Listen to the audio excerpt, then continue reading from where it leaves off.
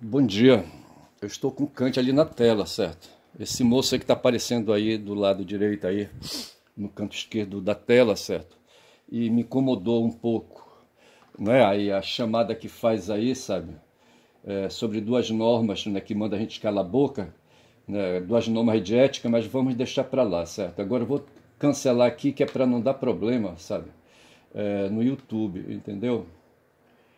Senão já viu, eu me fumo aí, o vídeo é cancelado, aquela coisa toda. Mas deixa eu falar duas coisas aqui, sabe? Falando em Kant, né? Kant é filósofo, certo? Deixa eu ver logo aqui, hoje são 24 de novembro, certo? É quinta-feira, e tem um bocado de assuntos aí, entre os quais esse aqui de Milei, certo? Milei, o presidente eleito da Argentina, sendo chamado de estelionatário, porque o cara está passando a perna nos eleitores, ele prometeu mundos e fundos, né, para resolver, né, o buraco em que os argentinos estão metidos, sabe? A vida toda, certo? Não só a questão econômica, mas a questão moral também, ética, certo? Tá todo mundo dentro de um buraco aí, sabe? E o Milei disse que ia tirar todo mundo do buraco, sabe? E está cavando mais o buraco profundamente, tá certo? Porque ele não tem uma força política, sabe? Para modificar essa coisa aí, eles estão fumados lá. Mas assim, a propósito da escolha de Milei, rolou uma vez uma discussão aí, outro dia, deixe-me ver quando foi isso, tem um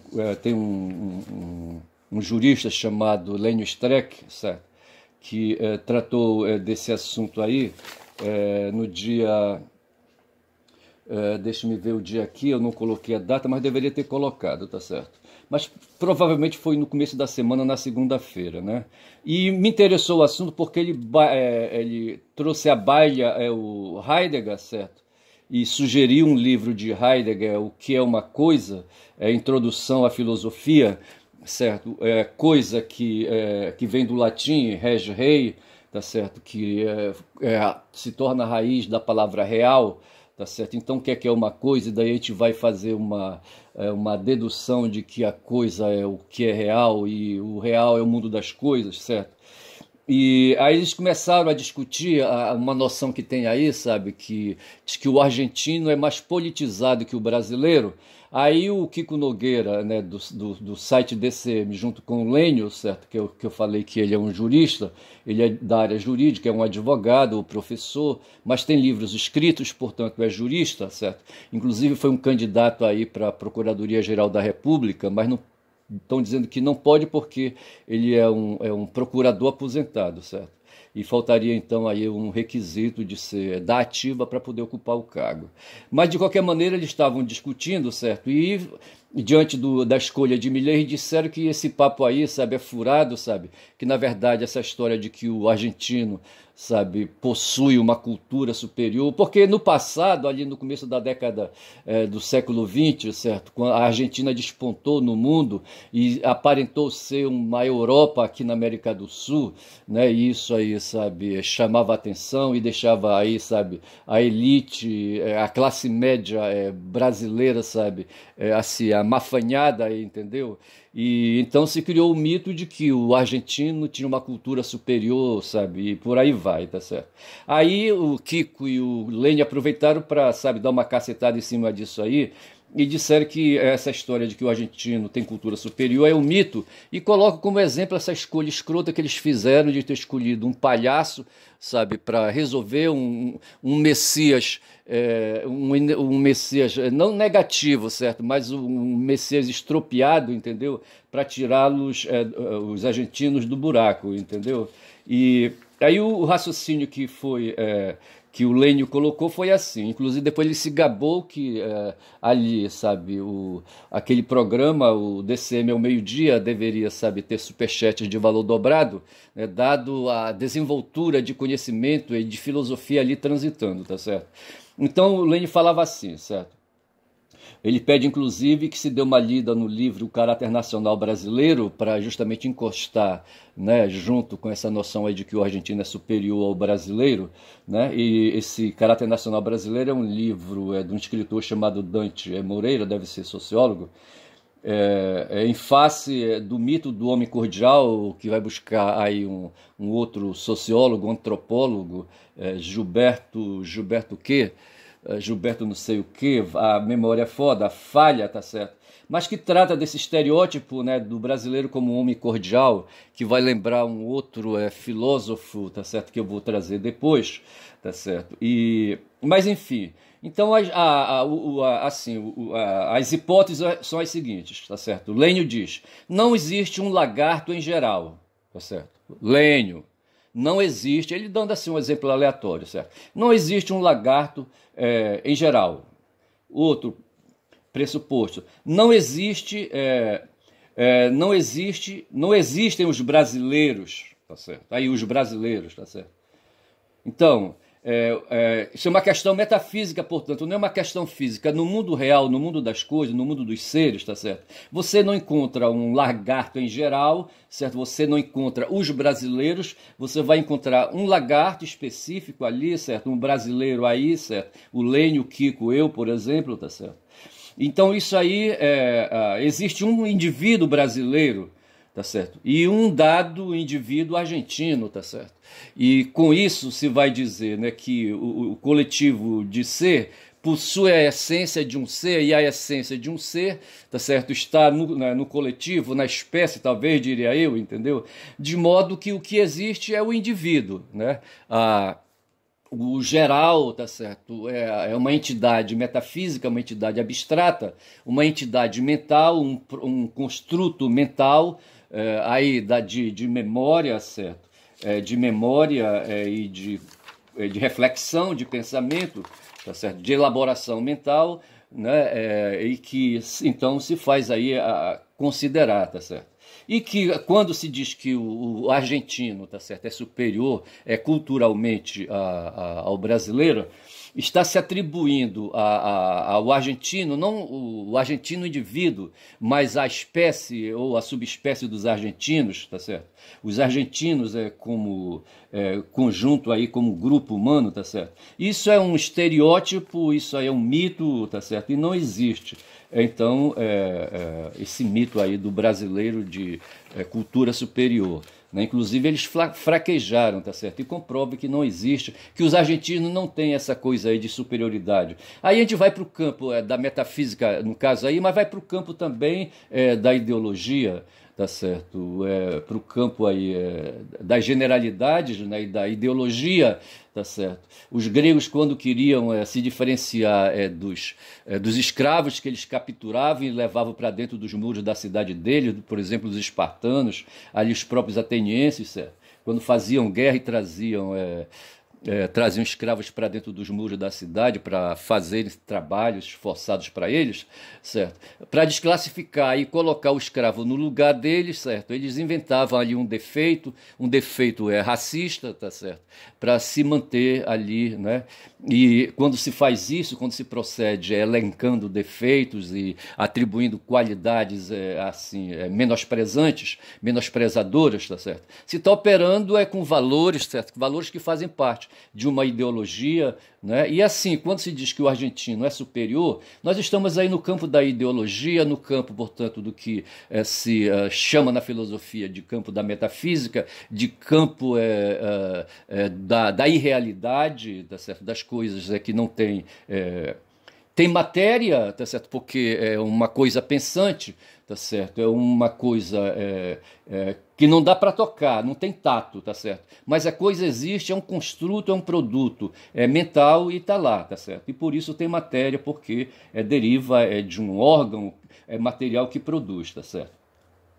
E nós vamos aí avançando, tá certo? Aí eu chego aqui, né, no Milley de novo, né?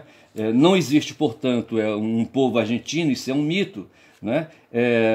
Cada indivíduo, tá certo, humano, um argentino aí qualquer, o motorista de táxi ali, sabe, que se vai na Argentina e se pega, e se pergunta dele como é que está a política aí, tá certo? Nós estamos diante de um cara de uma consciência individual, tá certo? De uma consciência individual. Quando se pergunta da mulher da banca de revista, eu estou dizendo isso lembrando das citações que fez o Lênio Streck, tá certo? Ou do Kiko Nogueira, que diz assim, que brasileiros jornalistas vão à Argentina passa ali uma semana, depois volta, querendo ali já ser autoridade em opiniões sobre os argentinos, sabe? Inclusive fazendo aí, sabe? Demonstrando opinião que se acredita ali como sendo uma lei, tá certo? E, enfim, uma opinião e uma lei que abrange aí todos os argumentos, né? E que inclusive dariam ao Massa, certo, vitória, e não aconteceu. Agora, se nós temos no motorista de táxi e na mulher ali da banca de revista, certo, que dá uma opinião, certo, nós temos ali duas consciências distintas e individuais. Por outro lado, ao redor, tá certo? Ali, sabe, fazendo também coisas que não. Há pessoas, né, não identificadas com as quais eu não estou fazendo interlocução e que constituem a consciência coletiva. Mas isso aí, essa consciência coletiva remete então para o plano das construções mentais coletivas, tá certo? E isso aí vai para o campo, então, no campo da filosofia, né, para o campo da metafísica, entendeu? E se perde por aí. O fato é que nós temos ser e temos a espécie, tá certo? A espécie do ser, né? E uma coisa é o ser concreto, real, outra coisa é a espécie dos seres ali, sabe? Pensados e que se tem no pensamento, né? Seres que têm vontade, muitas vezes essa vontade é maligna, certo? É uma vontade cega, é uma vontade insaciável, como diz o Arthur Schopenhauer, certo? Mas esse ser que também tem memória, né, que arquiva as coisas, tá certo? E que memória que vai, sabe, fazer a consciência de si, que vai fazer o pensamento, mas é um ser também que tem capacidade de promover cognições, avaliativas, tá certo? E muitas vezes as cognições que se faz, né, aí nós estamos no campo da ideologia, tá certo? São baseadas em valores ou em insuficiência de informações. E mesmo assim, essas deficiências, essa cognição, ela é jogada no mundo da comunicação, mostrando uma deficiência, um déficit, tá certo? Mas assim, né, ela vai fazendo efeito. O fato é que o ser é o fenômeno, tá certo? E a essência, sabe, o coletivo dos seres, a consciência coletiva, tá certo? Vai ser a essência, entendeu? E o Heidegger vai chegar e diz, olha, o que interessa para nós aqui no plano da filosofia das ciências é o fenômeno, tá certo? E por aí vai. Mas é assim, tá certo? Hoje já começou, parece, né, a troca de prisioneiros lá na Palestina, tá certo? E se tem lá uma pausa humanitária, né? Talvez com isso Israel tenha uma oportunidade para cessar essa guerra, para cessar essa loucura, tá certo?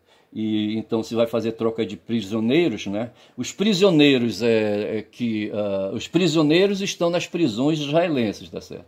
São cidadãos palestinos que foram catados no meio da rua e muitos deles sem processo, não praticaram o crime, apenas o crime de contestar, de criticar, de garotos jogando pedras, de garoto fazendo molecagem, tá certo? E recolhidos para serem reeducados. Os reféns são os reféns, veja, eu estou falando dos prisioneiros, que vão ser trocados por reféns. Os reféns são aqueles que dizem que o Hamas aprisionou no dia 7 de outubro, tá certo? E que vão ser trocados. Hoje tem uma proposta de trocar 50 por 150, né? E o grave nisso aí é como é que se pode, sabe, andar pela rua, as forças militares, sabe, catando cidadãos, tanto faz ser criança, mulher ou adulto, sabe, ou profissionais, tipo advogados, médicos, professores, que contestam o sistema, que reclamam, tá certo? E que são ali levados para prisões e ali ficam, sabe, ficando pálidos, porque não tem banho de sol suficiente, entendeu? Saem de lá, sabe, desmoralizados, saem de lá com danos mentais, tá certo? Enfim, uma droga, né? O Bresser Pereira escreveu assim, né, que agora, tem um artigo dele aí no site 247, certo? Que Israel, não, se o Hamas, né, dizem que o Hamas fez o que fez, certo? Capturou reféns, né, e por isso são terroristas, diante disso, Israel, mesmo a despeito disso, não teria razão, isso não seria razão suficiente para Israel atacar o Hamas e atacar a população.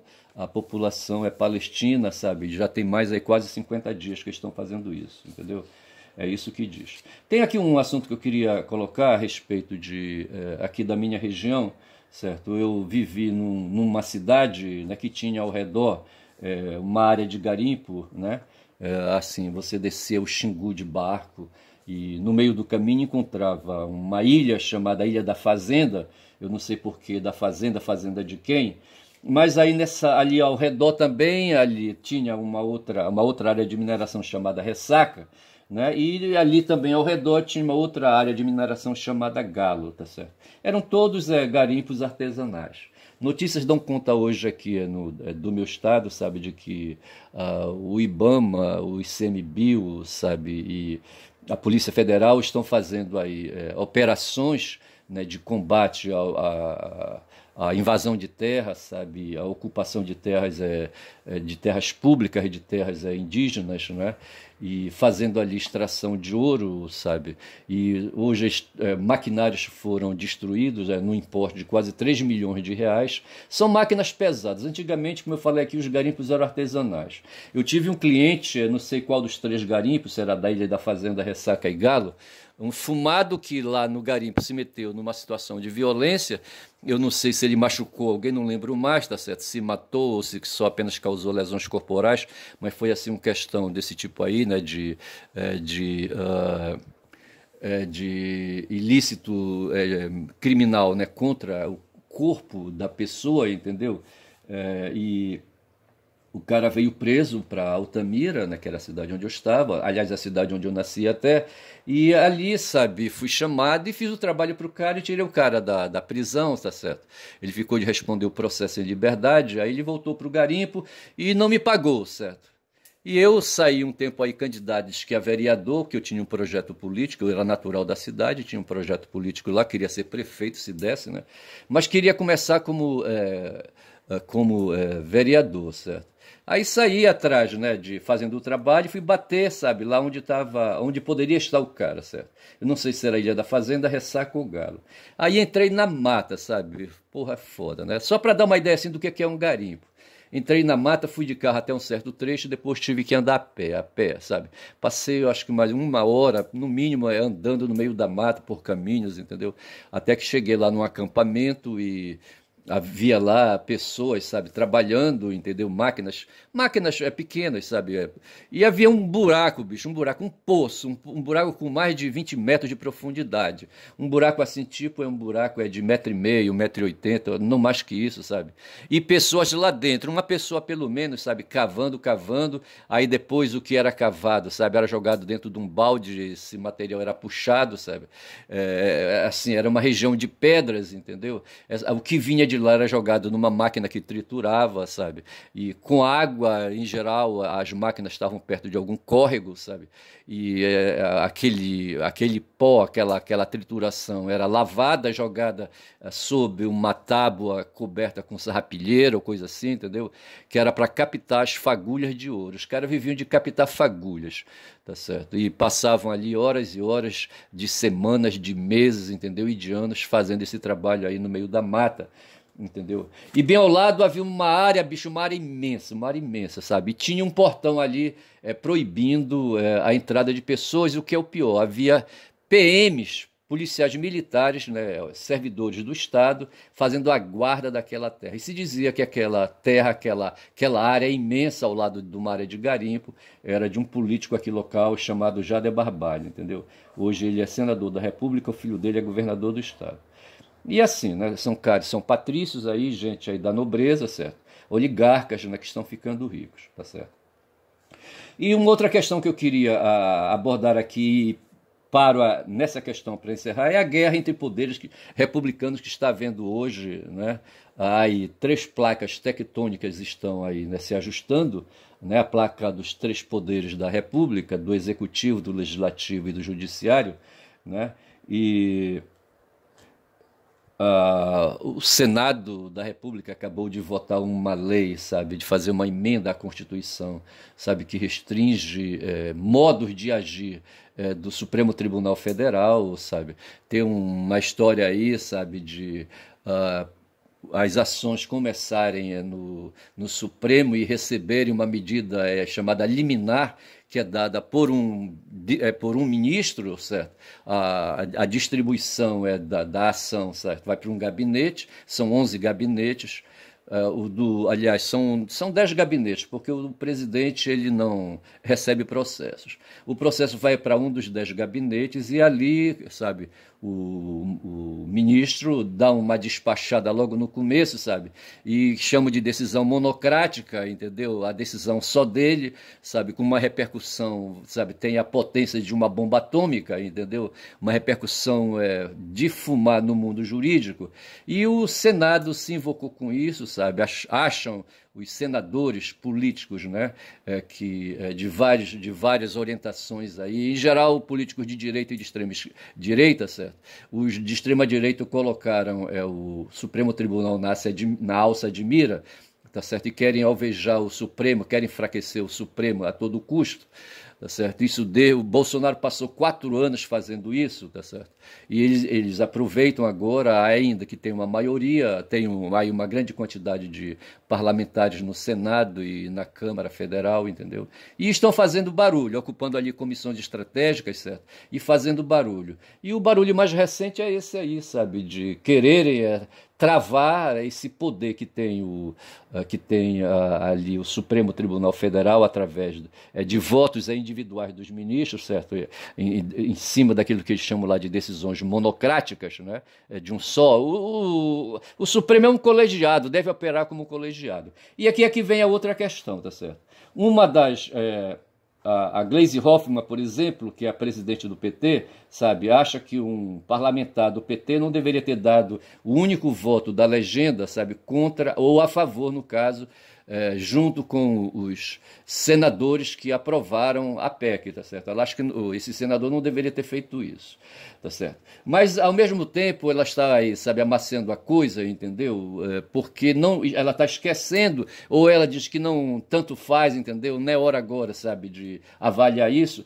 Mas tem um ministro que um dia, sabe, quando o Lula, sabe, quis socorrer a Dilma, quis socorrer o país, sabe, assumindo, quem sabe, a vaga de ministro da Casa Civil. A Dilma ela estava, sabe, atrapalhada e iria nomear Lula, mas o Lula não queria, certo? Mas mesmo assim ela disponibilizou a vaga, o convite. Aí o ministro Gilmar Mendes, tá certo, que foi um dos 3 ministros que de ontem para hoje, ou de anteontem para hoje, se manifestou, ministros que se manifestaram a respeito dessa crise aí, sabe? Esse cara deu um voto dizendo que o Lula não podia, sabe, fazer isso não, tá certo? Que aquilo ali iria ferir princípios constitucionais, sabe? Falta de... tem uma falta de qualquer coisa aí que ele invocou, entendeu? Só que a informação que foi dada era uma informação entrecortada, baseada inclusive em ilegalidade, sabe? Em escuta telefônica, telefônica ilícita, entendeu? Praticada pelo Sérgio Moro, né, juiz na época, entendeu? E Gilmar aceitou. O Gilmar, sabe, é um magistrado aí, sabe, é um ministro, sabe, que tem assim, né? Ele é empresário, inclusive eu questiono isso, como é que pode um ministro ser empresário, ser proprietário de uma empresa de eventos aí, tá certo? E ele é fazendeiro do Mato Grosso, sabe? E se deu bem em Brasília, sabe? E recentemente, sabe, deu uma canetada monocrática em favor, né, do atual presidente da Câmara dos Deputados, o Arthur Lira, entendeu? Então, assim, o que se quer hoje, tá certo? Esse tiro aí quer atingir vários alvos, entendeu? Ao mesmo tempo, certo? Quem está atirando talvez não tenha o direito de atirar, tá certo?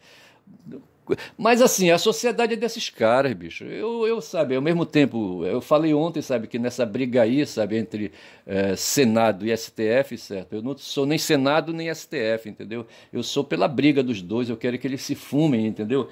Embora haja perdas aí, sabe, perdas institucionais, sabe, e a dificuldade. Nós não vamos fazer revolução nesse meio tempo, tá certo? Acabar com o Estado democrático de direito em vigor, tá certo? Nós não vamos conseguir fazer isso, não temos força forças para isso, tá certo? Para jogar tudo embaixo e construir sabe, um novo regime, né? Então a gente vai ter que suportar isso aí, sabe? E ninguém sabe até quando, sabe? E Marx, por exemplo, morreu faz 150 anos, tá certo? A Revolução Russa é de 17, em 2017 agora fez 100 anos, né, de Revolução Russa acontecida, sabe? Só que a Revolução morreu, certo? Quando o Muro de Berlim caiu, aquela coisa toda, o Gorbachev foi foda, entendeu? E eu lembro aqui de uma criatura que eu conheci, sabe? Que era aluna de um colégio aqui, de meninas da classe média, e que lá meninos e meninas tinham costume, sabe, de denominar, de designar a xoxota e o pipi, sabe, com nome de pessoas importantes. E teve aí uma menina que colocou o nome da xoxota dela com o nome da mulher do Gorbachev, tá certo? E o namorado dela, sabe, a paixão dela, o primeiro amor dela, colocou o nome do Gorbachev. O nome da mulher do Gorbachev dá para lembrar, não vou chutar agora, tá certo? Mas assim, sabe, esse cara operou um mal tremendo, entendeu? Pro mundo, sabe? Como agora estão procedendo aí, sabe? Enfim, né? A humanidade no seu todo e o Brasil no seu particular, tá certo? Os argentinos, a Argentina no seu particular também, entendeu? Como povo, como entidade metafísica, como diz o outro, metafísica, entendeu? Sabe? Estamos perdendo, né? Para os que operam no mundo da física, no mundo da aparência, no mundo dos fenômenos, entendeu? Estamos perdendo feio, tá certo?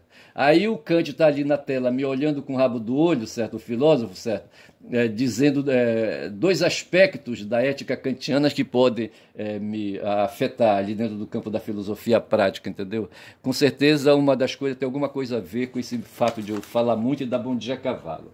E por entender assim, sabe, e olhando o Kant também com o rabo do olho, entendeu, ali na tela, eu vou me despedindo, peço que vocês deem like aí, sabe, aí nesse vídeo, para esse vídeo, sabe, se inscrevam no canal, quem fala muito dá Bom Dia a Cavalo, que é o canal do Ernest, valeu, bom dia nesta quinta-feira.